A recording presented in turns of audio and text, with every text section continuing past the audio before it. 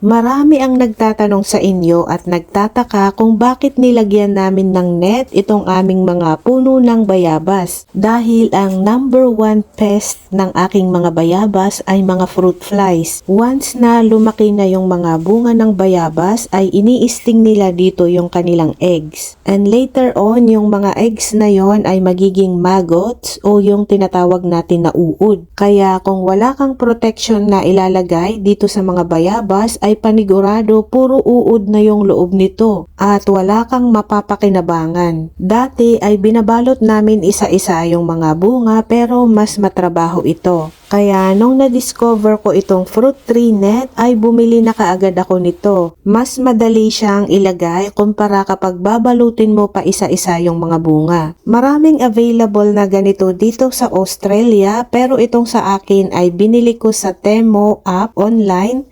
At ito ay galing direct from China. Mas mura kasi yung price nila kasi direct from the manufacturer. Almost same quality lang din naman yung nabibili dito at saka itong mga direct from China kasi halos lahat naman ng gamit natin ay made in China.